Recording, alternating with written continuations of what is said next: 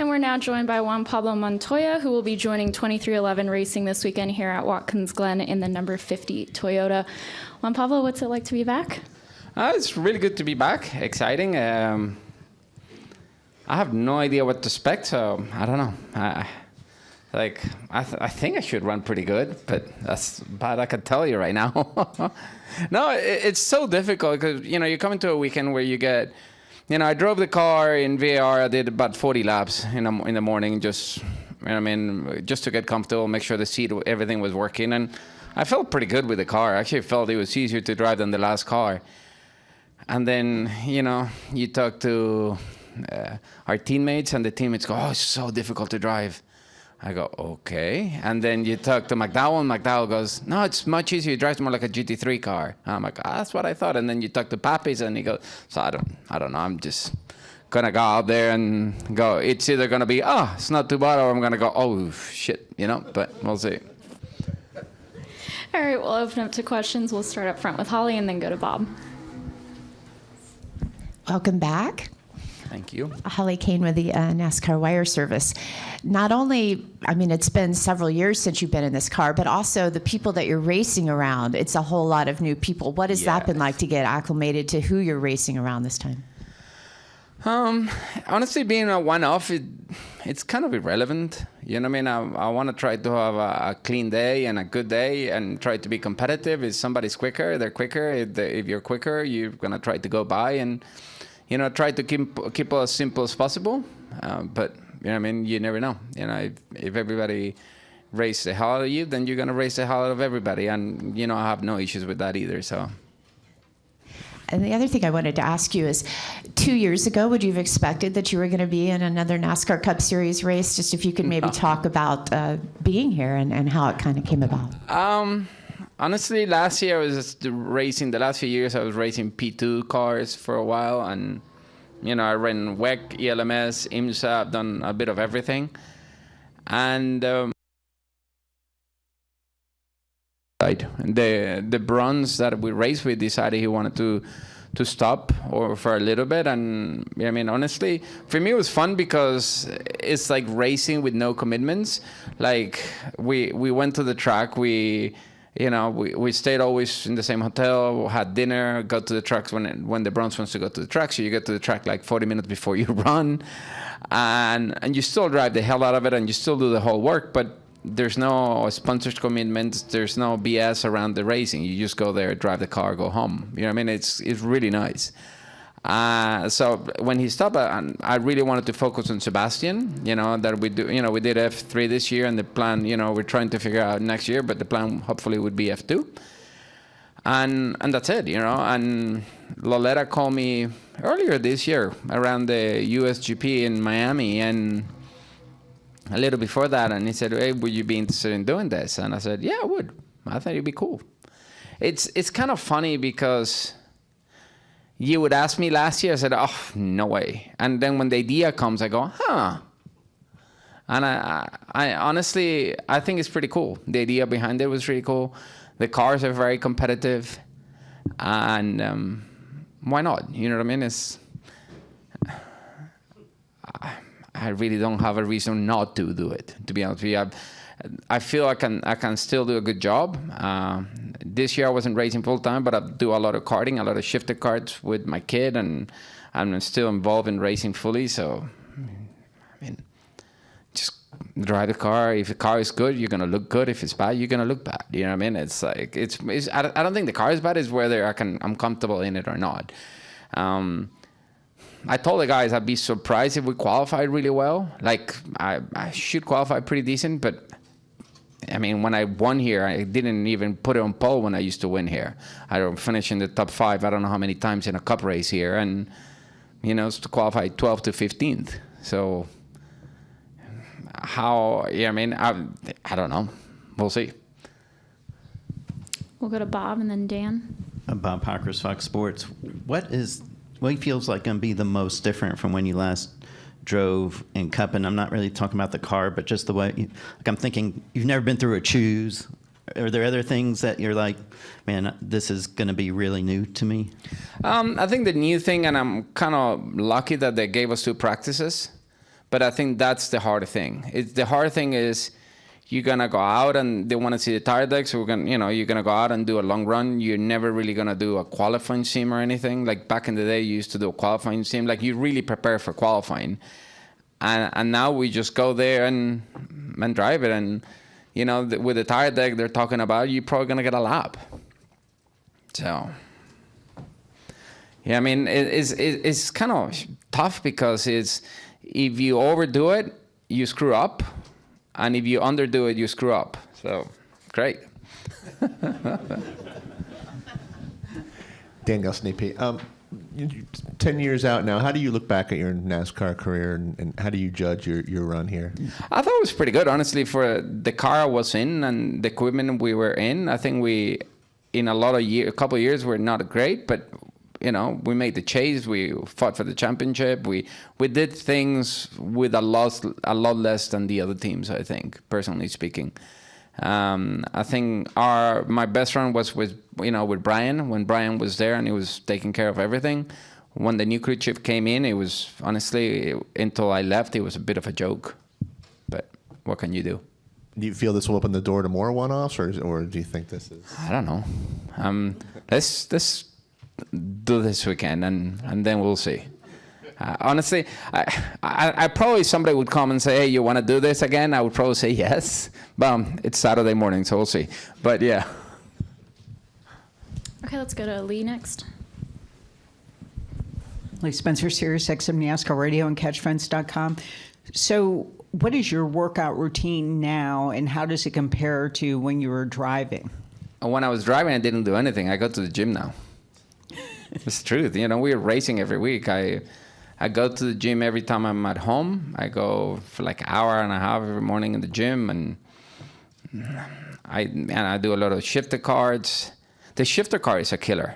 I mean that thing will tear you apart, and it's good fun, And I play golf a lot, walking, and I do quite a bit. I'm always been a big guy, and I was gonna, it's like, I'm not 25, and when I was 25, everybody said I was big. So what do you expect at 48? Come on, get a life. So ran into you and Sebastian yesterday, and I'm kind of curious. When you see what he's doing, and he said F2 is kind of like on the radar, when you see how you've helped prepare him to take those steps, and then a kid like Connor Zillage, who has gone and won Trophy Cup and done the karting things in Europe that most of the American kids don't do, what do you think is the next progression for these kids that want to take perhaps an F1 path? Because most of the American kids, those doors really aren't open to them. So Connor is interesting because Connor raced against Sebastian the last year or two of karting. So we used to run mainly in Europe, and then in the winter series or whatever it was called in Florida, we used to run against him, and they used to always run together. So it was good. I think Connor went I think he went a couple of times to Europe, and Europe is a different animal. Europe is a different animal, and it's a different animal because it's a very different driving style. So what you drive in the States in a go-kart, you go there and you struggle because the engine is very different and the approach is very different and the grip level is very different. So it's just a different animal. Did he win? He won the Trophy Cup.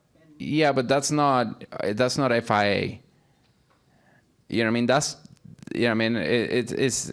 if you go and race IAME or race Rotax or race, that's not it. That's like saying you ran ARCA and you call it you won in Cup. It's good. I mean, the kid is good, and you see what he's done. He probably, if he would have stayed in Europe, he probably have the progression to be where Sebastian and what we're doing with Sebastian. But I think he's managed by Harvick, so they decided to come this route, and you see how good he is. The thing in Europe, most of the kids in Europe are that good.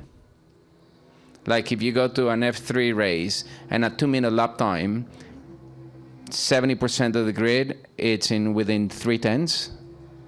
You look at qualifying right now in Xfinity, it's 7/10 to the top 5 or 6/10 for the top 5. 6/10, you've set 90% of the F3 grid in a double the length of a racetrack. That close it is. You know what I mean? That's the reality of it. It's very difficult, and you get less running than here. In a, like F3 weekend, you get about 4 push laps in practice and 2 or 3 push laps in qualifying, and that's the weekend. So you need to come really well prepared. That's why everybody that comes from F2, F3 to IndyCar performs well, because they're used to perform under pressure. We'll go to Davey and then Dustin Albino. Hi, Juan. Davey Siegel with Sirius XM NASCAR Radio. How often do you and Sebastian watch NASCAR racing nowadays? Is that something you still follow? I'll be honest with you, in my house, the person that watched the most racing is my wife. Yeah, I watch some of the F1 races. Actually, I'm doing a podcast now in Colombia for racing, so I need to watch all the F1 races. I follow a little bit of the NASCAR races. I honestly, like for this, I focus more on this race. I focus more. The team did a tire test here, so look what they were doing. I did sim work. I did everything. You know what I mean? Everybody I talk to says that the give and take that used to be back in the day is a lot less. People seem to race more for every position. But it's what it is. See, I mean, I think if you have 3-4 seconds of tire drag, if you race, somebody starts racing, they're going to blow the tires off, so knock themselves out. You know what I mean? I'm okay with that.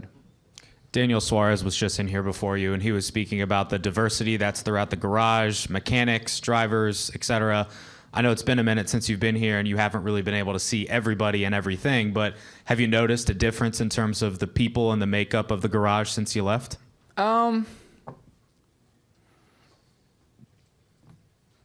Yes, I guess. Is the correct answer? I don't know. Honestly, back in the day, you had plenty of diversity. You have, it hasn't really, it hasn't really changed. I think the biggest change is you're going to go and race in Mexico next year, and that you're willing to explore more of that. And I think it's good, because I think where you're going to see more diversity, apart from the garage, is going to be the crowd watching the races. And I think that's going to grow the sport to a brand new market that is quite interesting. And I think the sponsors, as a big, Latino market and everything is in the States nowadays, I think that's going to help a lot, and especially bring new sponsors to the championship. Go to Dustin and then Marisol. Dustin Albino, NASCAR.com, right here, Juan. In the decade away, you had a lot of success, but coming back now, were there any prior opportunities before this one with 2311? Not really. I think the main reason the 2 reasons this opportunity came about, one is, Steve Loletta was the president at Ganassi when I was there, for one, and 2 is I raced for Mobil 1. You know what I mean? I raced with McLaren with Mobil 1, and my first sponsor in Colombia was Mobil 1 too, so.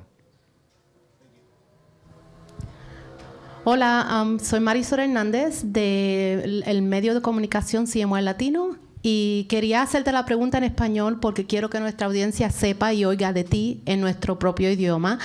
No te voy a hacer preguntas de la carrera ni de tu historia, pero bienvenido una vez más después de estos 10 años. Y explícanos a nosotros qué significa mañana comienza el principio del mes de la herencia hispana, y como hispano o latino en esta área, esta industria, ¿qué significa eso para ti? Bueno, la verdad es muy chévere poder estar acá. Yo cuando corrí para Target, me acuerdo que tuvimos un carro del mes de la hispanidad y todo, un paint scheme especial, y la verdad fue muy especial. Y la verdad, yo ya llevo los últimos 3 años viviendo en Europa, entonces ya no sigo tanto lo que pasa acá. Pero estando acá y representando la verdad a todos los latinos y a toda la gente que me apoya. Explicaste un momentito antes, la pregunta que te hicieron antes que tú no has visto diferencia en los latinos aquí, porque tú siempre has reconocido esas personas en el pit, en las diferentes áreas. Dinos un poquito más acerca de eso y por qué tú siempre has notado los latinos en esta área. Pues es que yo creo que latinos siempre han habido, la verdad, siempre han estado involucrados, siempre pues conmigo trabajaba gente así y todo, entonces siempre hay mucha gente de descenso colombiano, mexicano, argentino, hay de todo, ¿sí me entiende? Entonces, la verdad, para mí personalmente, lo que me importa más que todo es que la gente haga un buen trabajo. De dónde son o cómo son es irrelevante. Sí, y sé que tu hijo está también corriendo. Felicidades. Gracias. O ¿cómo se dice? Mi pésame. No sé cómo te sientes como padre que tu hijo esté en la misma industria que tú. ¿Cómo lo apoyas y qué significa para ti que tu hijo también esté siguiendo tus pasos? No, la verdad muy contento, es lo que él quiere hacer y desde que él lo quiere hacer lo vamos a apoyar en todo lo posible y ya, la verdad hemos trabajado muy duro, hemos progresado mucho, ha mejorado mucho, entonces muy contento con cómo van las cosas. Sí. Nosotros siempre te hemos seguido y como latinos hemos tenido mucho orgullo de tenerte como parte de esta industria. Felicidades y esperamos que puedas llegar a un puesto bastante alto igual que a Suárez. Listo, muchas gracias. Okay, we're going to take 2 more questions. We'll go to Daniel McFadden and we'll finish with Rick. Daniel McFadden, FrenchTouch.com. Juan, you mentioned earlier if someone's going to race the hell out of you, you're going to race the hell out of them. William Byron was in here earlier, and he said, hopefully, he said this playfully. He said, hopefully he's nice and respectful of the playoff guys. And I'll be nice and respectful of everybody that is nice and respectful with me. Yeah, I mean, if it's. I don't wanna. Honestly, I don't wanna get in a pissing contest with anybody. I wanna run well. If I get to you and I'm quicker than you, I'm gonna try to pass you. And if you're quicker than me and you get there, there's no reason. The race is long enough. You know what I mean? Then you, like always, wait for the adjustment, make the car better. If you make somebody miserable earlier in the race, they're gonna return the favor later. So just I know I'm doing one off, but. I'll be respectful of everybody that is respectful with me. It's not that hard. Okay. All right. Thank you. Rick Huey, Finger Lakes Local Media. Juan, I remember you here with the Barbershop Pro Series way back in the day. Can you talk a little bit about your driver coach back then, Pete Arkensinger, who was the son of Cameron Arkensinger, who started racing here in Watkins Glen? Oh my God. Yeah, I think probably half of the grid wasn't even born then. This was what, 94? Yeah. Yeah, there you go. No, I knew Peter. He was one of the coaches at Barbershop, and he was a really nice guy. So he was, you know, I mean, he was always there working with all the drivers, and he was really cool. You know, it was him. It was Wilson. What's his name? I don't remember his first name. He's actually helping Checo right now in F1, and there were a few guys, and it's really cool. You know what I mean? Even sometimes I receive texts from my mechanic from Barbershop, so it's pretty awesome. Thank you. Pablo, thank you for coming in, and good luck this weekend.